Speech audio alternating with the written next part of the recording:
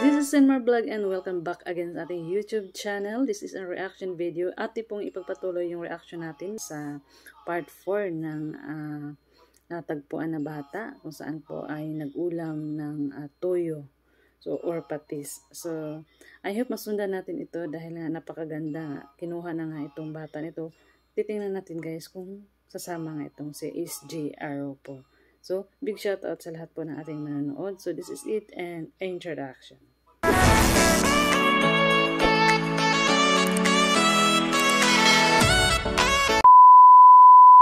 Hi, good evening. So, this is it, the video guys, yung part 4 ng ating reaction video from Boy Bangis Vlog, kung saan po, kung napapanood nyo yung part 2 guys, napailaw na nga yung bahay nung nagkup-kup kay SJ, itong batang ito na nag-viral, yung nag-ulam ng toyo at yung kanin niya ay tik-tik ng mais. So, ito na yung video na to ay napanood nga ito ng mga kapamilya nitong batang ito.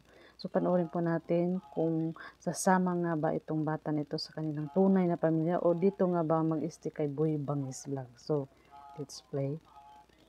Ang sa madyog ka, hatagang ka ng chance, mukuyog ka sa imuhang pamilya, imuhang lolo, ikaw makadesisyon. Dihara ko ya. Ha? Dihara ko. Dirira ka dyan. Sure ka, bisag gadua-dua ka. Pag binutan nila, ayaw pag-bukoy. Binutan yun. Ito nga yung pamilya guys. Isipan na sila nga imong ginikanan. So, sige, nahina namin ako. Salamat kayo ha. Salamat kayo. Salamat sa pag-aling dire. So mga kabangis, karon mga kabangis, ana-ana ang pamilya ni katong bata nag-viral mga kabangis, si SG Arupo. Dako ko pasalamat mga kabangis tungod sa pag-viral sa video mga kabangis. Salamat kay mga supporter, mga solid supporter ko, labi ng mga OFW. Salamat kay ma'am, sir. Ni Ari dyan sila din mga kabangis. Asa mo gikan, sir? Ako sa Cebu. Sa Cebu, ikaw, sir? Sige yan. Gikan sila Cagayan, so kani sa Cebu. So niadto pa ka sa Cagayan. Oo, naapit ko sa Cagayan kaya akong tuwan akong papa. No papa ni mo na. So niadto pa naadi ka sa Cagayan ron, sir. Oo, sabihin ko. So kaning mga bata mga kabangis, ang iya daw mama daw, pangutaon ko ni sila ron, iya daw mama ani naminyo daw taga dire sa amo ang lugar. Dayon, ang istorya sa bata nga iyang mama nanarbaho sa Manila. Sa duha din sila managsuon. Kini yung manghuran doon niya daw si Johnson. So ang kini mo oy ni lakaw kay tungod nga sa kay problema sila dito mo to hanto naabot si atong balaya, so hanto nakita na ko atong video yang pag-viral.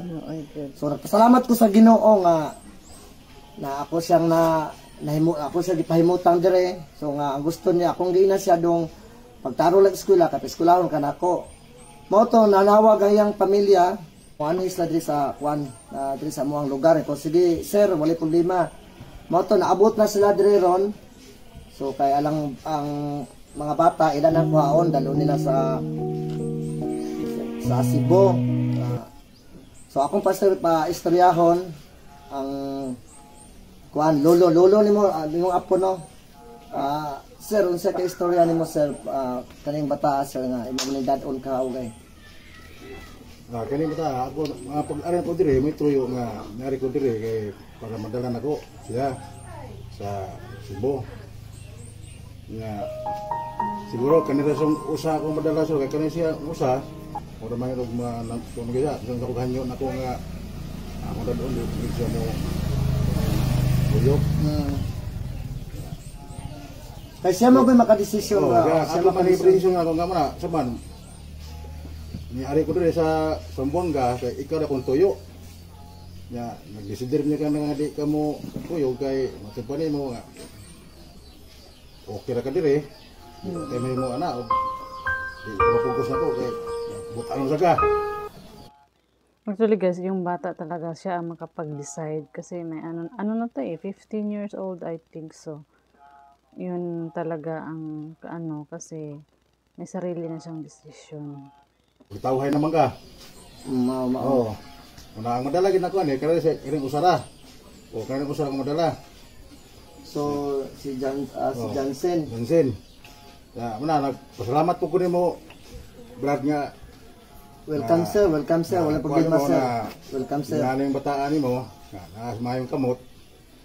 Dako pagsalig nimo nga yung bataan nakuha nimo. Wala problema sir. Wala problema na sir. Salamat ko Ginoo nga wala nimo Basta magampo lang sa Ginoo. wala nimo ipabiyaan ning akong apo. Wala problema sir nga. Kani imong bata ni. Sir, unsa kay istorya nimo po sir? Nagpasalamat na sa tun nga nakuan mo yung mga bataa na kadagkog sakto. Paistoryahan ako ni si SJ, ikaw may buot naman ka. Ang sa jud ka, hatagan ka na kog chance. Mukuyog ka sa imong pamilya, imong lolo. Ikaw makadesisyon. Di ako ya. Ha? Di ako. Dire ra ka jud. Sure ka, bisag gadua-dua ka. Wala ka na kog pugngi, wala ka na kog istorya na. Ang ako nang isa ko nga maabot sa panahon nga bisag magmahay kay kuyo ko ni lolo. Basta di ako. Dire ra ka jud. Nga ikaw, kuyo ka sa lolo.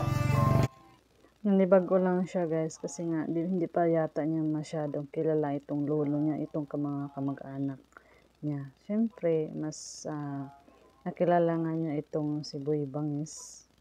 Mas napalapit ang loob niya dito. Good job din naman. Pag binutan ka dito ha, sa mga kabangis nga wala tayo mahimo mga kabangis kay tungod nga iya decision na yung mga kabangis nga Tama. kabilin din siya sa mga kabangis. Isalig lang ako sa mga ang mga ginikanan nila ang mga pamilya ng mga kabangis. So nisalig lang sa mga kabangis tungod nga nakita ko nila nga akong pag-atiman sa mga bata direport. So ay mo kabalaka sir, kuya mo kabalaka kay kani bata ako din sa kahuman ng pag-eskwela. Di ko mangayo, di ko magkwenta sa iyang paggasto na ako hantod mahuman sa eskwela. Ako sa giingnan unsay course ko on nimo. Hala kung kuto makaya na to.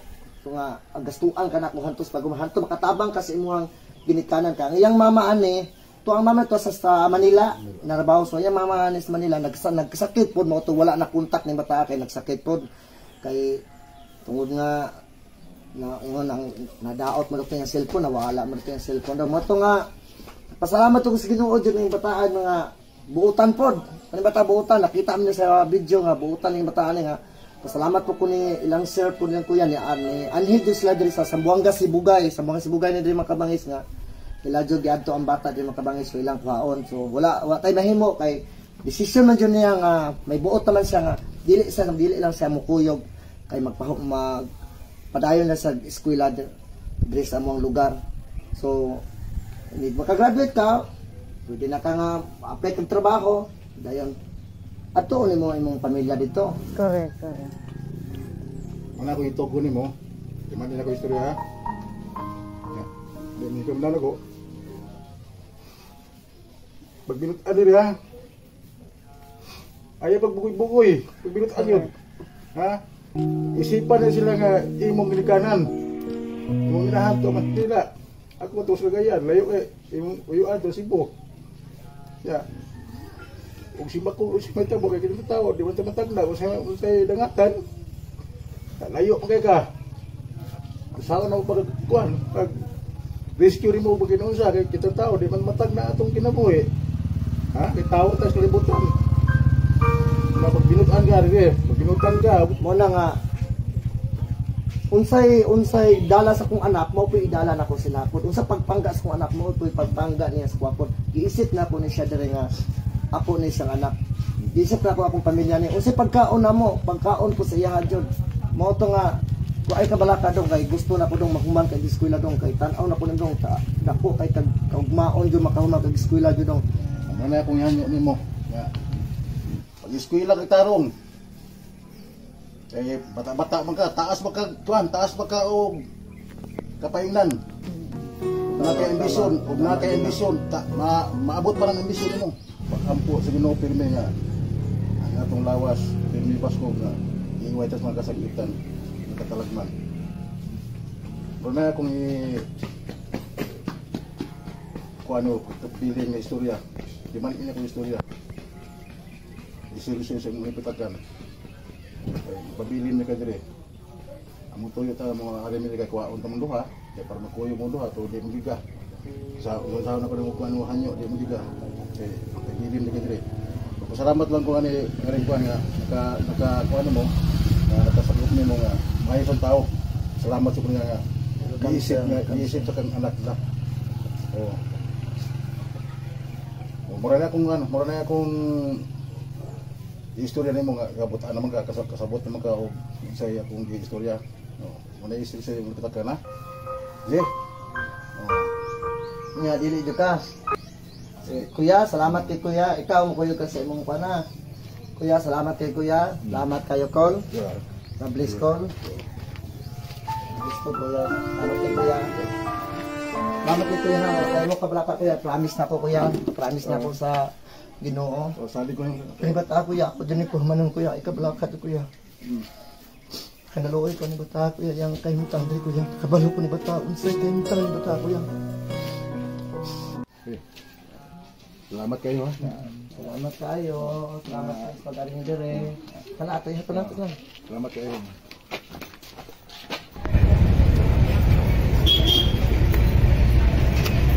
So mga kabangis, ana-ana sila mga kabangis para ihapon ako sa terminal bus mga kabangis.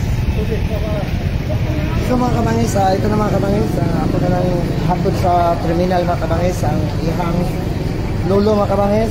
So ang bata mga kabangis, video mo ko yung mga kabangis, mag-aaral sa kuha.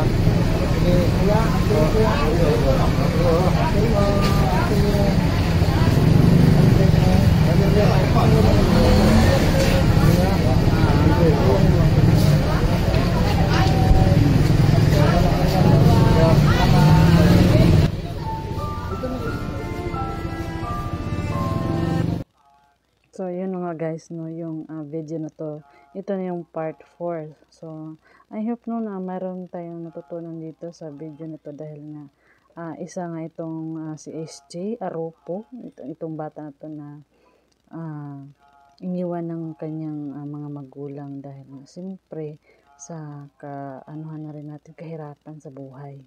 Kaya ito ay nagpunta sa ibang pamilya itong si SJ at nakita nga ito ni Boy Bangis. Kaya saludo ako talaga dito kay Boy Bangis Vlog dahil nga sa kanyang hangarin na talagang gusto niya mapatapos ang itong si SJ.